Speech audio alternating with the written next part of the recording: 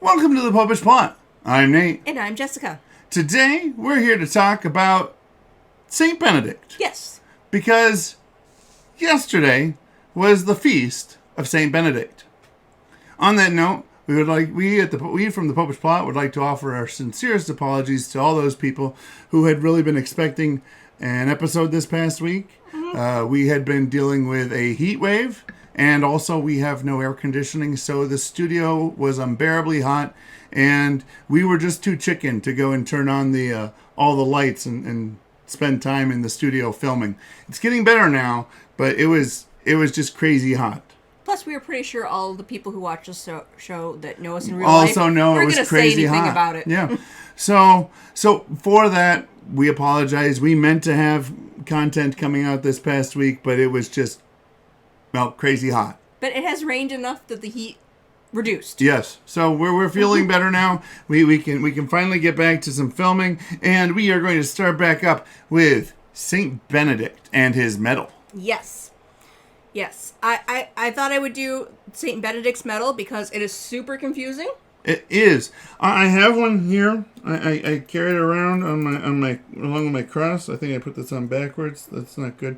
But yeah, there's so much stuff written on it, and most of it doesn't appear to actually be words. Yes, but that's okay. We're not the first people to be confused by this medal. Okay. Because much of the meaning of the medal was lost until 1647, when a manuscript from 1415 was found in a Benedictine abbey that went and pointed out what most of this actual letter stood for. So, for hundreds of years, people had St. Benedict crosses, but had absolutely no idea what the meaning behind most of it was? Correct. Okay. It turned out that they then found out it was largely an exorcism prayer from at least the early 1300s. Like, they don't have it recorded earlier, but they couldn't say that it wasn't used earlier. Okay. And you probably said cross instead of medal, simply because you can look at the notes, which say that it started out being a cross. Yes. So the medal actually started out as being just a cross, and then they put the saint on the they put the saint on picture, the reverse or the something. reverse side, which actually became the front side. Maybe something like that. And the medal that we are most used to is actually called the Jubilee medal.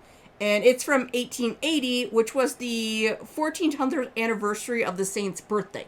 Wow, okay. So I have mine here, so we can go over the stuff. Yep. It's smaller than most Do you have medals. something? Do you have maybe something a little bigger that we can read? I have a picture of the front that we can go over this stuff. Okay, so starting on what most people consider to be the front, showing Saint Benedict. And in his right hand, he has a cross, and in his left hand, there is a rule. And rule his rule, is, not like a ruler, but like actually like his list of rules for how to live. Being a monk. Yes. Now, to his right, below the cross, there's a cup. Yes. Apparently, this is a poisoned cup. It's some sort of a reference to a thing. Yes, it has both a cup with poisoned wine, and on the other side it has a raven with poisoned bread.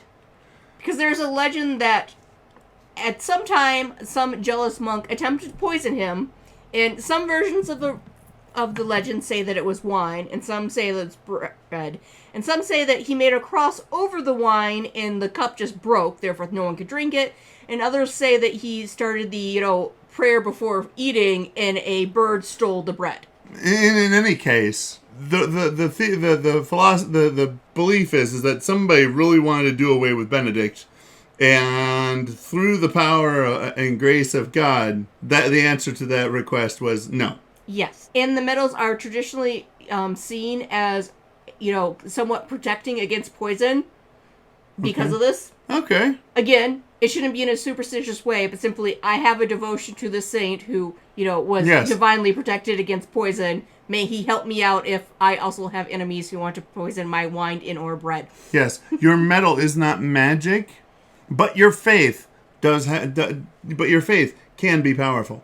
But this covers pretty much most everything that's pictures, which is what most medals are made of. So then on the front, starting over top of the poisoned cup and then moving over top of the raven, we have the words Crux Sancti Patris Benedicti, or the cross of our Holy Father Benedict. All right. Again, it started out as just being a cross. Yep. Now, surrounding it, we have the words Eius nobis... Eius in obitu nostro praesentia muniamur, which is Latin for may we be strengthened by his presence in the hour of our death. Which makes sense, because there's a tradition among the Benedictines that Saint Benedict is a patron for a happy and holy death. Oh, excellent. I will have to keep that one in mind. Now, we flip it over. This is where things get really a little wonky, because now we've lost most of the pictures and we've just got a lot of letters. There's like 2 vowels in this entire thing. That does not make a word. Right. So on the back, first off, right in the center, we have a cross.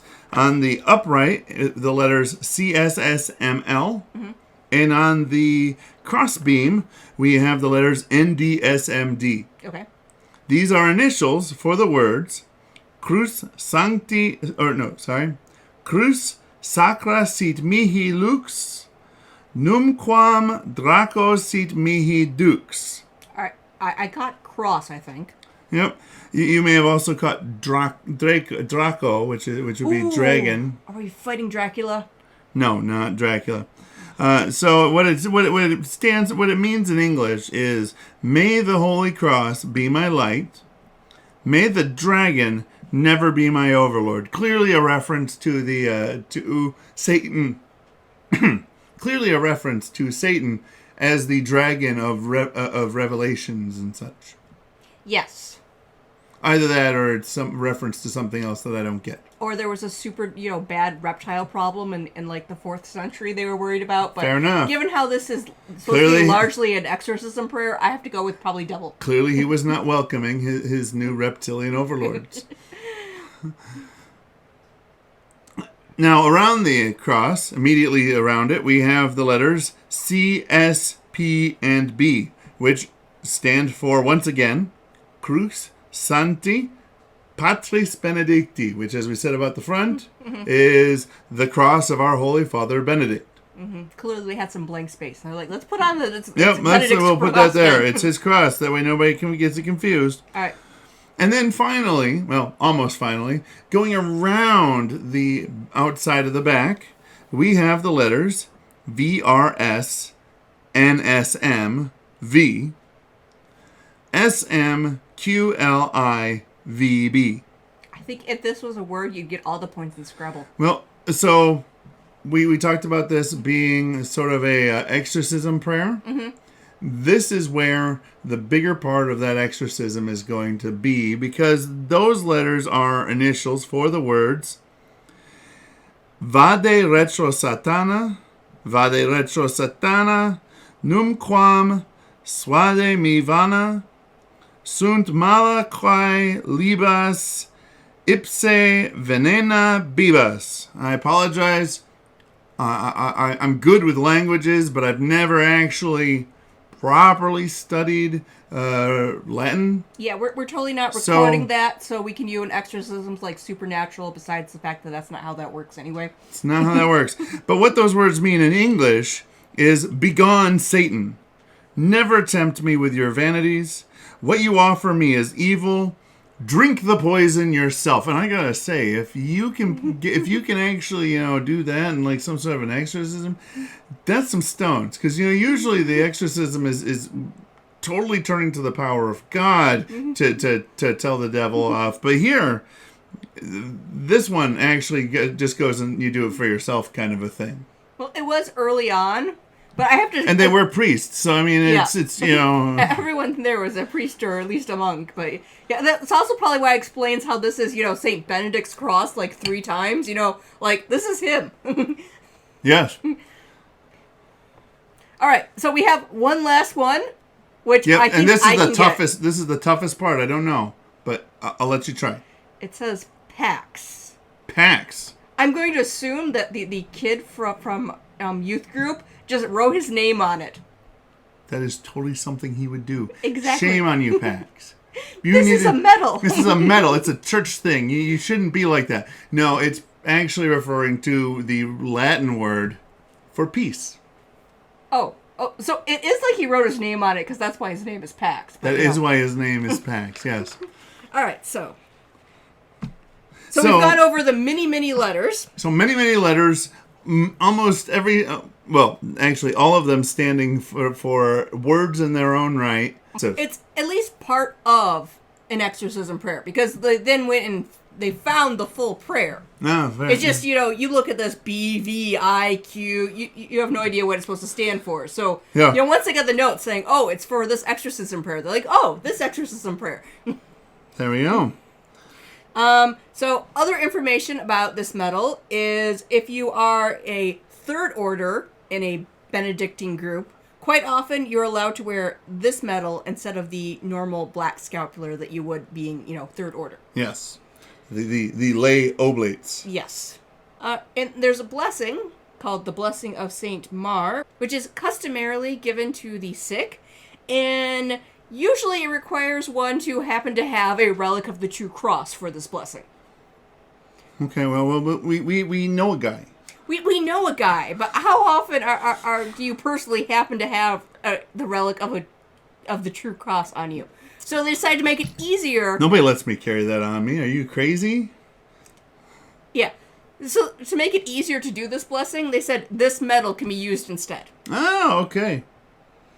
And like pretty much, many other religious objects, like any other saints' medals, crosses, and so forth, you can, if you use it as a faithful devotion, have it blessed by a priest, it can get you a partial indulgence. But once again, not magic. No. So don't just go suddenly run out and grab one. I need to have one of those so I can't get poisoned, because that's not how that works. It's not unicorn horn. You can't just dip it in your cup and see if someone poisoned you. Yep. You'll just get a wet medal.